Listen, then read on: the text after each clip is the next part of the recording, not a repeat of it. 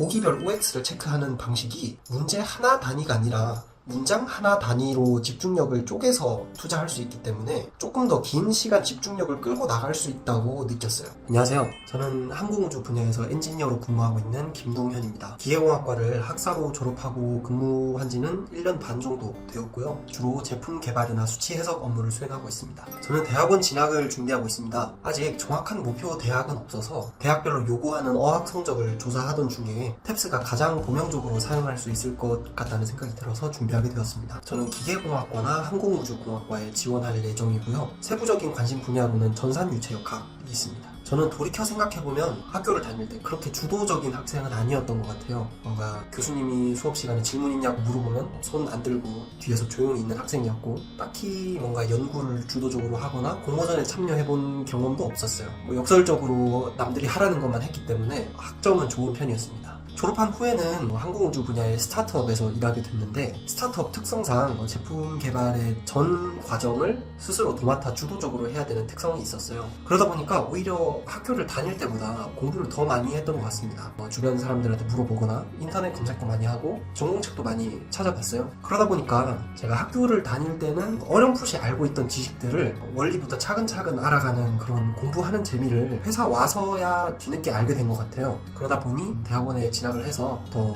공부를 해보고 싶다는 욕심이 생겨 지원을 결심하게 되었습니다. 제가 수학이나 과학 공부할 때 쓰는 방법이 있는데요. 문제를 하나 풀고 그 문제에 나왔던 모든 모르는 내용을 다시 공부하는 거예요. 그래서 탭스도 처음엔 그런 식으로 접근해보려고 했습니다. 유명한 브랜드의 리딩 리스닝 단어책을 사서 문제를 하나 풀고 그 문제에 나왔던 모든 모르는 단어와 문법을 공부하자, 이런 식으로 처음에 공부를 했었는데요. 이 방법이 만약에 제 목표가 탭스 만점이었다면 유효했을지도 모르겠어요. 그런데 저처럼 대학원 진학 등을 위해서 특정한 목표 점수가 있는 경우에는 조금 비효율적인 방법이 아니었을까 지금은 생각해봅니다. 공인 영어 성적은 2년 전에 취득했던 오픽 IM2가 있었어요. 그 외에 제가 아무래도 이런 엔지니어링 분야에서 근무를 하다 보니까 해외 논문 같은 거를 접할 기회는 굉장히 많았어요. 그런데 이런 기술 문서 특성상 나오는 단어가 굉장히 반복적이고 또 문장 구조가 단순하다 보니까 오히려 자주 접했던 것이 저한테 독이 됐던 부분이 있는데, 뭔가 주어랑 동사, 주요한 형용사 정도만 눈으로 빠르게 훑어도 내용이 이해가 어느 정도 되거든요. 그래서 그렇게 훑으면서 읽는 버릇이 강하게 들어있어서 처음에 탭스 문제를 접했을 때 눈으로 한번 쭉 읽었는데도 불구하고 문장 구조가 복잡하니까 전혀 해석도 되지 않고 머릿속에는 아무것도 남지 않았던 그런 일들이 처음에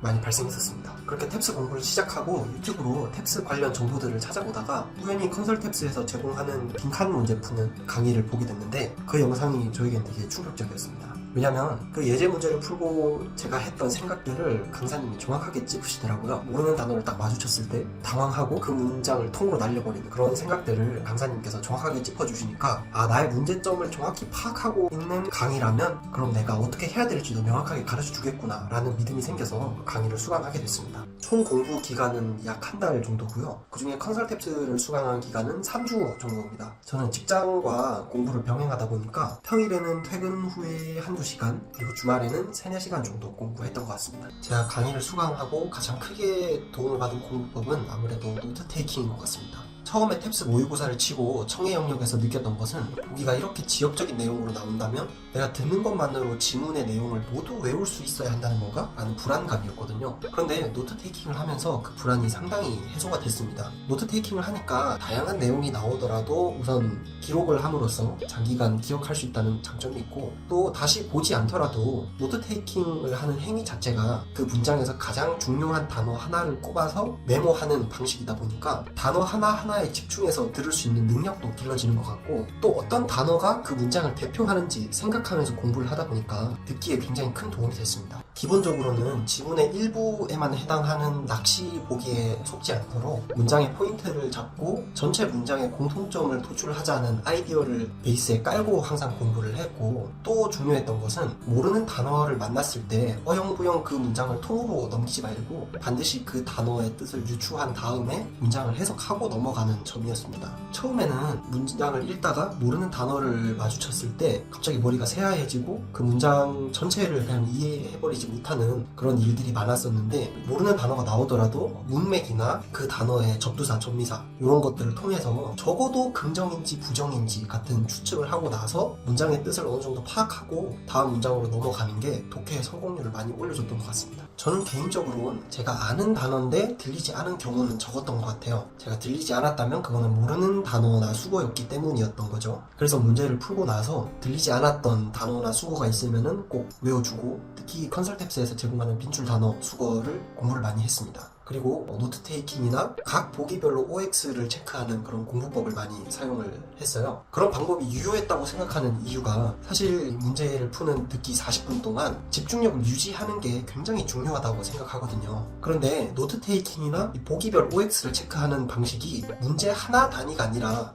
문장 하나 단위로 집중력을 쪼개서 투자할 수 있기 때문에 조금 더 긴 시간 집중력을 끌고 나갈 수 있다고 느꼈어요. 저는 실전 훈련을 위해서 모의고사를 여러 회 풀었는데 모의고사를 풀 때 가능한 시험 환경과 유사하도록 진행을 했습니다. 그래서 시간 측정도 하고 문제 푸는 순서나 OMR 체크까지 동일하게 진행을 했습니다. 특히 중요한 것은 모든 독해 문제를 풀 때 시간을 재보는 거라고 생각을 해요. 일반적으로 독해 문제 한 문제당 1분 정도 배분이 될 텐데 어떤 쉬운 문제는 1분보다 빨리, 어려운 문제는 1분보다 더 걸릴 수도 있겠죠. 근데 실전에서 내가 각 문제별로 몇 분이 걸리는지 시계를 들여다보면서 체크를 하고 페이스를 조절하는 것은 어렵잖아요. 그래서 평소에 내가 이 문제를 1분보다 빨리 풀었는지 혹은 시간이 더 걸렸는지 감각적으로 이해를 하고, 또 모의고사를 풀 때 내가 이 부분에서 시간을 아꼈으니까 어려운 문제가 나왔으면 시간을 조금 더 써도 되겠다, 혹은 시간을 너무 많이 썼으니 뒷부분에서는 시간을 지체하지 말고 빨리 넘어가자 라는 판단을 할 수 있도록 감각을 익히는 게 중요한 것 같습니다. 저는 이번 시험이 첫 응시였다 보니까 사실 시험을 치고 나서 이게 쉬운 시험인지 어려운 시험인지 내가 잘 쳤는지 못 쳤는지 감이 조금 부족했어요.